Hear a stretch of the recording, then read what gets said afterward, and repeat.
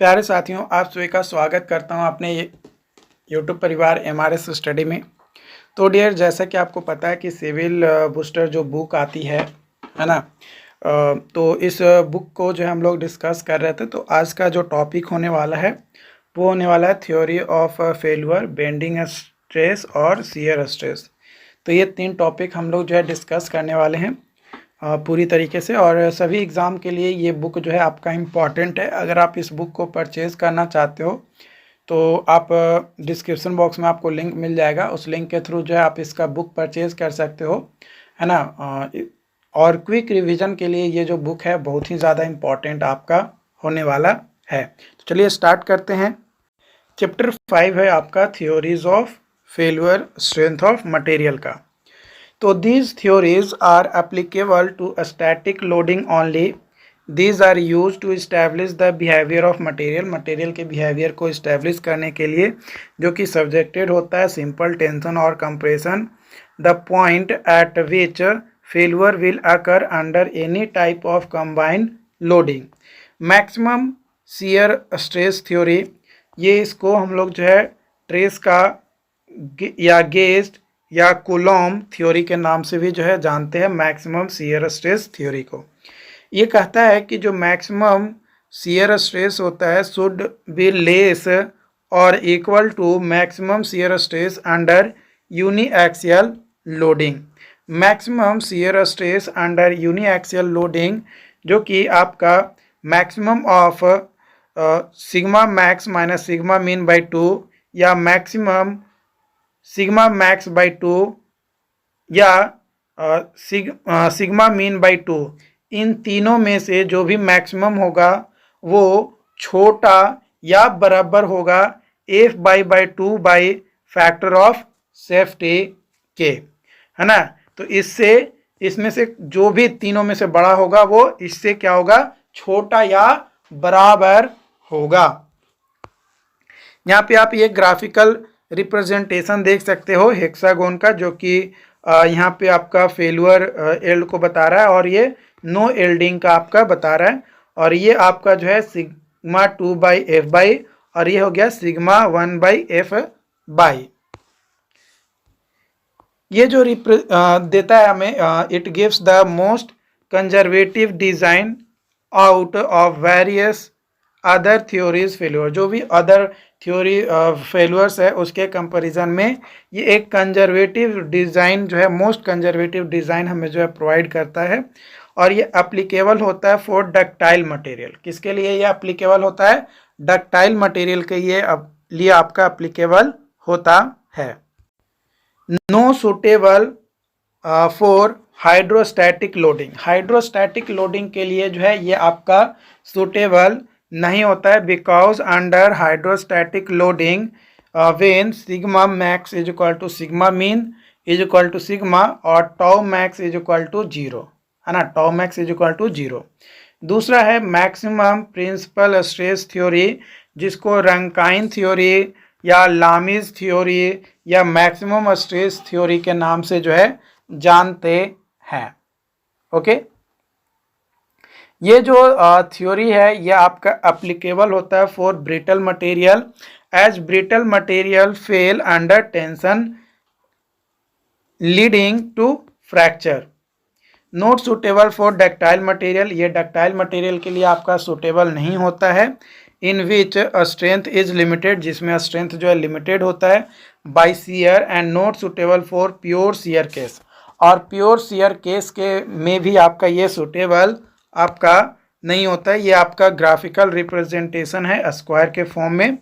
No failure maximum stress should be less than और equal to yield stress under uniaxial loading, यानी sigma max less than equal to F by, है ना। Sigma max equal to less than equal to F by. Okay,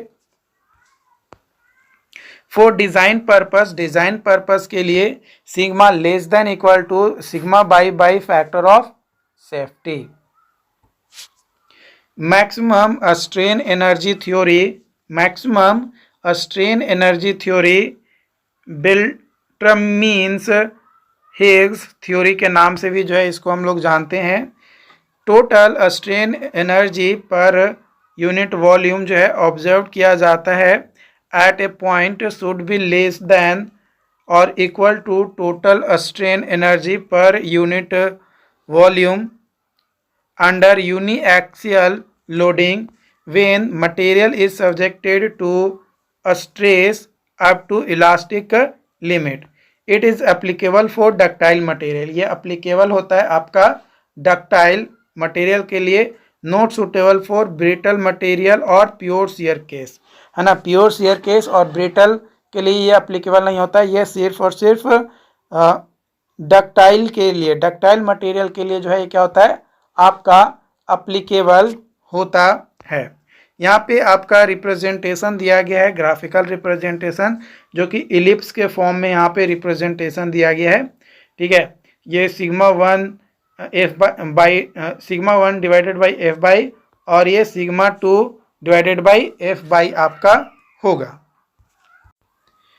total strain energy per unit volume U is equal to 1/2E into sigma 1 का square plus sigma 2 का square plus sigma 3 का square minus 2U या mu, है ना, U या mu कह सकते हैं, into sigma 1 into sigma 2 plus sigma 2 into sigma 3 plus sigma 3 into sigma 1। Maximum strain energy per unit volume under uniaxial loading F by square by 2E 1/2E into sigma 1 का square plus sigma 2 का square plus sigma 3 का square minus 2 mu into sigma 1 into sigma 2 plus sigma 2 into sigma 3 plus sigma 3 into sigma 1, जो कि less than equal to है F Y का square by 2E। For design purpose sigma 1 का square plus sigma 2 का square plus sigma 3 का square minus 2 mu into sigma 1 into sigma 2 plus sigma 2 into sigma 3 plus sigma 3 into sigma 1 less than equal to A Y by factor of safety का square. Maximum principal strain theory, maximum principal plane theory, जिसको Saint Venant theory भी कहते हैं, तो sigma 1 minus mu into sigma 2 plus sigma 3 less than equal to A by factor of safety. इसका जो है आप यहाँ पे रोम्बस के फॉर्म में आप रिप्रेजेंटेशन देख सकते हो, ग्राफिकल रिप्रेजेंटेशन ये आपका जो है दिया गया है, सिग्मा 2 बाई एफ बाई और सिग्मा 1 बाई एफ बाई। यहाँ पे नो एल्डिंग है और बाहर में फेलुअर एल्डिंग आपका हो जाएगा।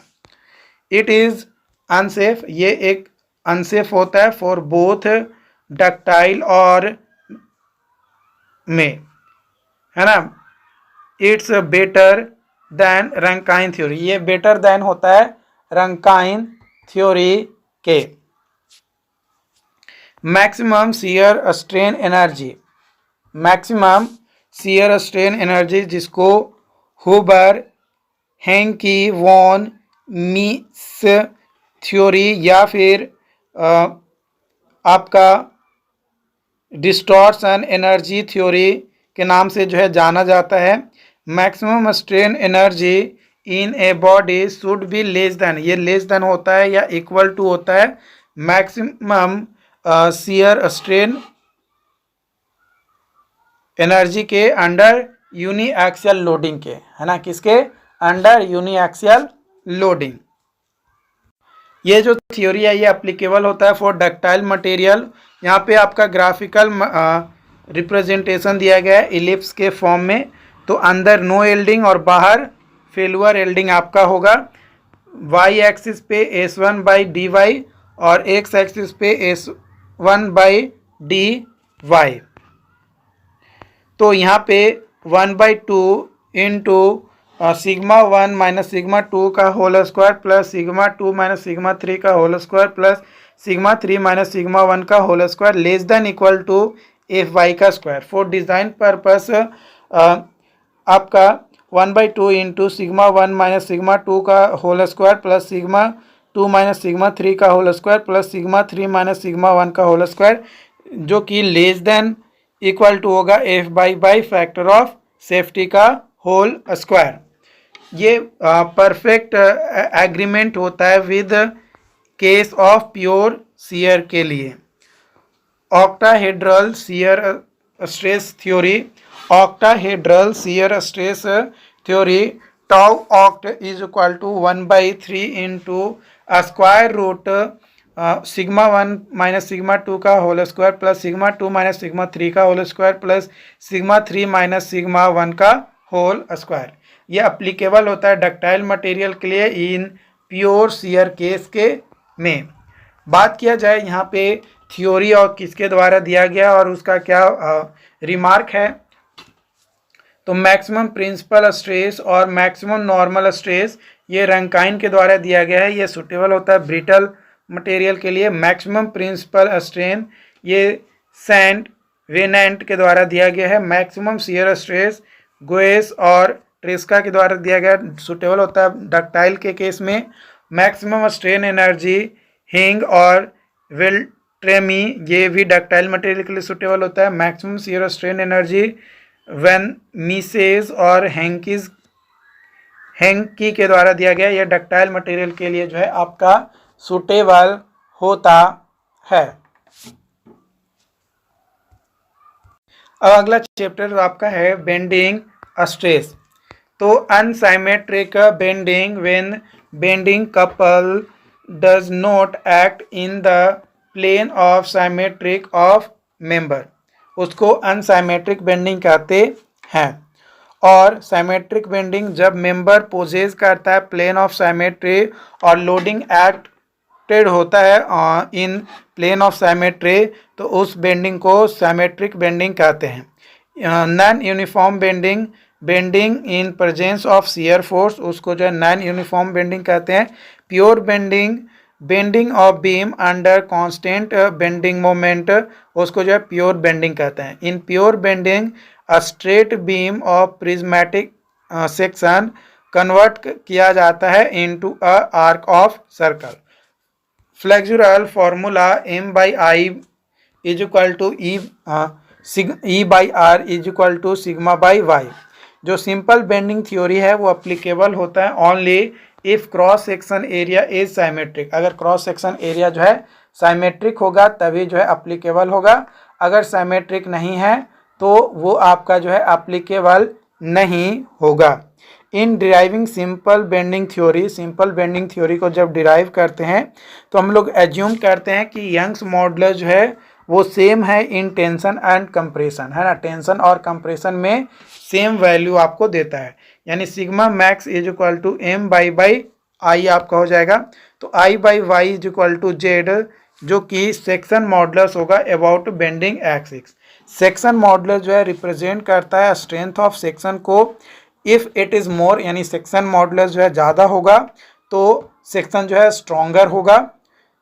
I जो कि मोमेंट ऑफ इनर्शिया है about centre of gravity axis about which bending occurs.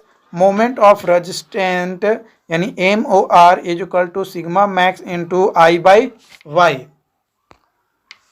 MOR is equal to sigma max into Z, क्योंकि I/Y को Z से भी जो हम लोग यहाँ पे क्या करते हैं, रिप्रेजेंट करते हैं। अब बात किया जाए डिफरेंस सेक्शन का, सेक्शन मॉडुलस और मोमेंट ऑफ इनर्शिया। अगर B और D इसका डायमेंशन है तो moment of inertia X axis के लॉन्ग आएगा BD3/12 और बाई एक्सिस के long DB3/12। Section modulus BD²/6। Circular section है, D डायमीटर है कैपिटल D, तो नेचुरल मोमेंट ऑफ इनर्शिया हो जाएगा पाई D⁴/64 और Y max is equal to आएगा D/2 और Z is equal to section modulus is equal to pi D³/32। और hollow circular section है तो मोमेंट ऑफ इनर्शिया आएगा natural pi R³ into T और सेक्शन मॉडुलस आएगा pi R³ into T/R, जहाँ पे Z इज इक्वल टू हो जाएगा पाई R² इंटू T। और अगर ट्रायंगल है तो उस केस में नेचुरल आपका या न्यूट्रल जो एक्सिस पे मोमेंट ऑफ इनर्शिया होगा वो हो जाएगा BH³/36। Y max is equal to आपका आ जाएगा 2H/3 और 1 सेक्शन पे यानी बेस पे मोमेंट ऑफ इनर्शिया BH³/12 होगा और सेक्शन मॉडुलस होगा I/वाई मैक्स यानी BH²/24। रोल्ड स्टील आई सेक्शन जो है वो मोस्ट इफिशिएंट और इकोनॉमिकल सेक्शंस होता है फॉर बीम के लिए as compare to other section के कंपैरिजन में। Lateral stability of I section क्योंकि ज़्यादा होता है। For I shape beam section modulus जो होता है ज़्यादा होता है as compare to other section. It's flange carry bending but waves carry the shear. We can have large span with lesser weight of material due to its shape. In I section में most of material जो है is positioned near the outer fibers, hence its moment of inertia is larger than that of rectangular section. ना यहाँ पे आपका I section दिया गया और यहाँ पे आपका रेक्टेंगुलर सेक्शन भी आपका जो है पैरेलली आपका दिया गया है। ओके, यहाँ तक कोई दिक्कत नहीं होना चाहिए।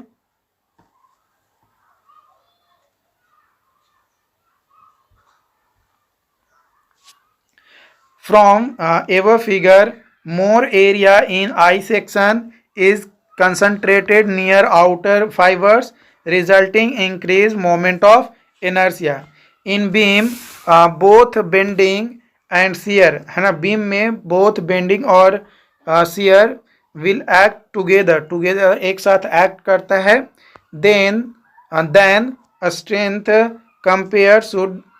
comparison should be on the their bending only है ना, बेंडिंग पे सिर्फ जो है आपका स्ट्रेंथ जो है अच्छा खासा होता है। जो आई सेक्शंस होता है वो प्रीफर्ड करता है over rectangular section because I section जो है वो more than 80% of building moment registered by flange information. I section has higher moment of resistance because area of flange is away from natural axis. जो radius of gyration है R, it is the distance, ये distance होता है at which entire area must be kept as a strip in such a way that it will be give same moment of inertia as the original area. जिस तरीके का original area था उसी के जैसा जो है सेम वैल्यू जो है ये आपका देता है। इसमें ज़्यादा कोई जो है चेंजेस देखने को हमें जो है नहीं मिलता है। जो रेडियस ऑफ गायरेशंस होता है वो मेजर्स ऑफ रेजिस्टेंस और टू रोटेशन और बकलिंग है ना, जो रोटेशंस और जो बकलिंग को रजिस्ट करता है उसको रेडियस ऑफ गायरेशन कहते हैं। If radius of gyration is more, अगर रेडियस ऑफ गायरेशन जो है ज़्यादा है तो जो रजिस्टेंस होगा बकलिंग और रोटेशंस का वो भी जो है आपका ज़्यादा होगा। तो R is equal to square root I/A। A जो है एरिया ऑफ क्रॉस सेक्शन और I जो है मोमेंट ऑफ इनर्शिया, यानी radius of gyration R is equal to square root of moment of inertia divided by area of cross section है ना। तो ये आपका टोटल एरिया हो गया कैपिटल A और यहाँ पे जो है आपका टोटल एरिया हो गया कैपिटल A। तो ये इस तरीके से, और ये आपका रेडियस हो गया तो कितना है वो उसके अनुसार जो हम लोग निकाल लेते हैं। Polar moment of inertia, moment of inertia of given section, एक गिवन सेक्शन का जो मोमेंट ऑफ इनर्शिया होता है अबाउट जेड एक्सिस उसी को जो है पोलर मोमेंट ऑफ इनर्शिया कहते हैं। I Z is equal to I X X plus I Y Y. जो सेकेंड मोमेंट ऑफ एरिया होता है कैन नॉट बी निगेटिव, जो सेकेंड मोमेंट ऑफ एरिया होता है वो निगेटिव नहीं होता है। The second moment of area capital A about x and y axis denoted as x axis और i y वो रिस्पेक्टिवली डिफाइन करते हैं हम लोग। तो I X X is equal to integration with respect A Y square D A और I Y Y is equal to integration A और X square into D A, है ना। तो पैरेलल एक्सिस थ्योरम और परपेंडिकुलर एक्सिस थ्योरम।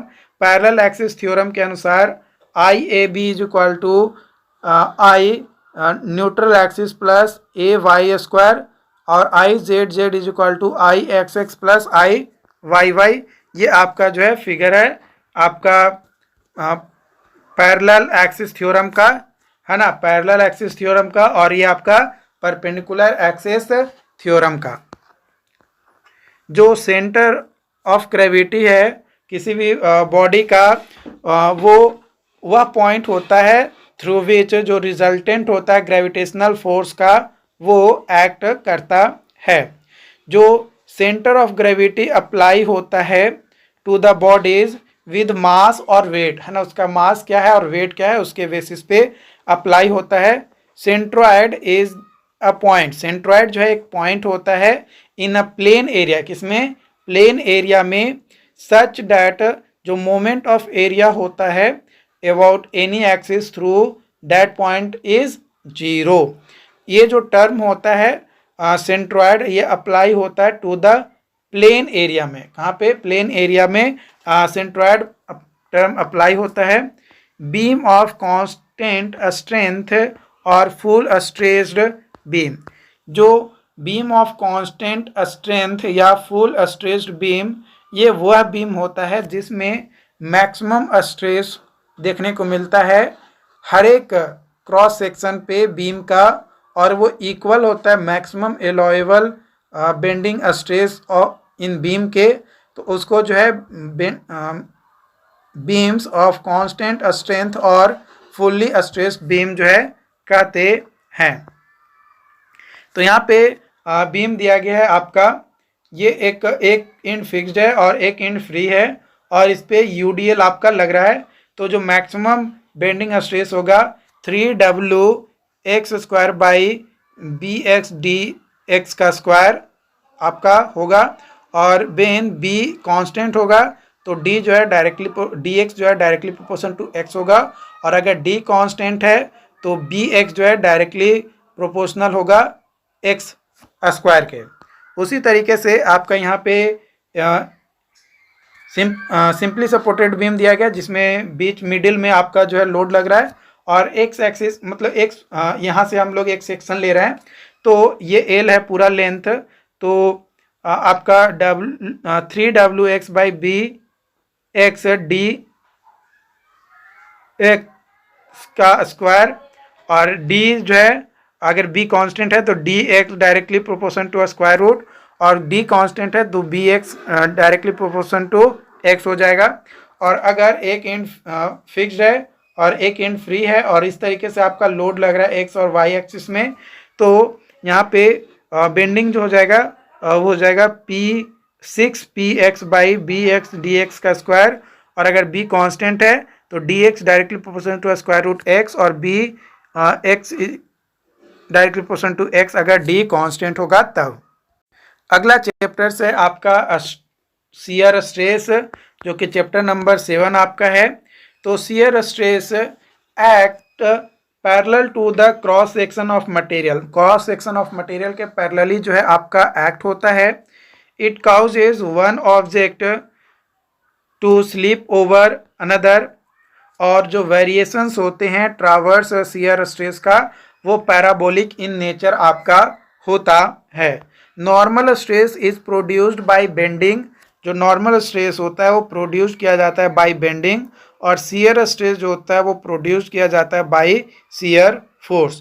तो del H is equal to V A by I Y into Y bar del X, ये आपका होता है। यहाँ पे आप फिगर देख सकते हो, ये आपका जो है एक ए बी सेक्शन हम लोग लिए जो कि डेल एक्स है, और यहाँ से यहाँ तक ये जो है आपका एक्स है। यहाँ पे यूडीएल आपका जो है लग रहा है, और यहाँ पे एक पॉइंट लोड लग रहा है, ये सिंपली सपोर्टेड आपका दिया गया है।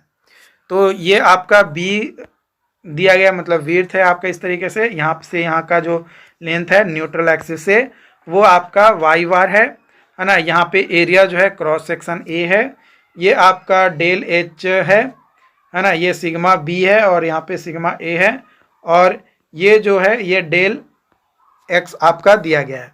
जहाँ पे डेल एक्स के बारे में अगर बात किया जाए तो सॉरी डेल एच ना, डेल एक्स, हाँ del H shear force in length del X of beam, A जो है moment of area of section above the level at which shear stress is to be found out, और V जो है shear force होता है at the section where shear stress is to be found, और I जो है moment of inertia of complete section about neutral axis.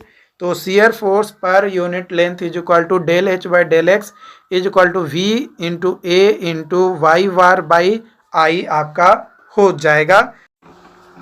यहाँ पे क्रॉस सेक्शन डिस्ट्रीब्यूशन और शियर स्ट्रेस के बारे में बात करेंगे। तो रेक्टेंगुलर सेक्शन में आपका जो शियर स्ट्रेस है tau max is equal to 3/2 tau average at neutral axis, ये आपका जो है न्यूट्रल एक्सिस आपका है। तो टाउ मैक्स जो है 3/2 टाउ एवरेज आपका जो है यहाँ पे होगा, ठीक है। Tau is equal to tau average at distance from neutral axis D divided by 2√3 tau average is equal to V by B D आपका हो जाएगा।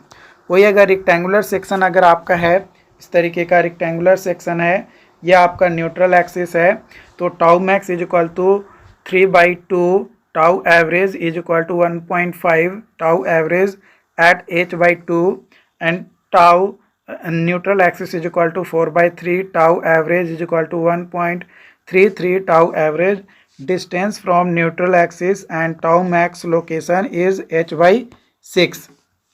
सर्कुलर के केस में आपका जो है ये न्यूट्रल एक्सिस है, तो tau max is equal to 4/3 tau average at neutral axis 1.33 tau average at r/2 distance from the neutral axis. Diamond के केस में आपका जो है इस तरीके का डायमंड का केस है, तो उस केस में tau max is equal to 9/8 tau average, all follow parabolic shape है ना, सभी जो है पैराबोलिक शेप फॉलो करेगा। एंड हॉलो सर्कुलर सेक्शन में tau max is equal to 2 tau average. Shear stress at level y from neutral axis is equal to q is equal to V A Y bar by I B. यहाँ पे b जो है width of section at level where shear stress to be found, जहाँ पे shear stress जो है आपका पाया जाता है। Shear stress of thin walled section, shear stress of thin walled section RM, यहाँ पे टाउ मैक्स आपका हो जाएगा और टाउ एवरेज ये नीचे हो जाएगा, ठीक है। तो यहाँ पे जो शियर सेंटर होगा वो वह पॉइंट होगा through which it transfer bending load passes, the beam will have no twisting. Shear center always lie करता है on the axis of symmetry if exist, it is the point, ये वह point है through which resultant of shear force on the section pass. It is also called center of twist और center of flexure। जो variation होता है shear में पर unit length उसको शियर फ्लो जो है हम लोग कहते हैं। तो ये एस जी एक ही जगह पे होगा, यहाँ पे एस यहाँ पे होगा, यहाँ पे जी आपका होगा। तो यहाँ पे शियर सेंटर और सेंटर ऑफ ग्रेविटी अलग अलग केस में अलग अलग जगह पे आपका जो है यहाँ पे देखने को मिलता है।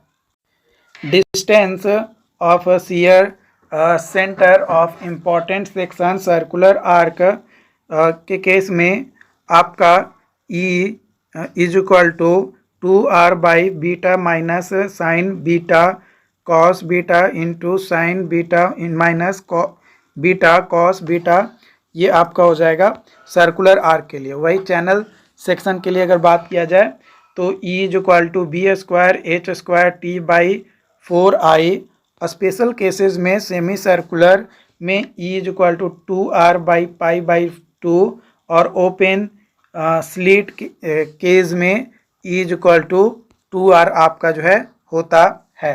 उम्मीद करते हैं कि हमारी आज की वीडियोस आपको जो है पसंद आया हो, और अगर वीडियो अच्छी लगी हो तो प्लीज़ लाइक ज़रूर करें और अपने दोस्तों के साथ इस वीडियोस को शेयर ज़रूर करें, ताकि ज़्यादा से ज़्यादा लोग जो है यहाँ पे ज्वाइन कर सके और उन्हें भी जो है इसका बेनिफिट जो है मिल सके।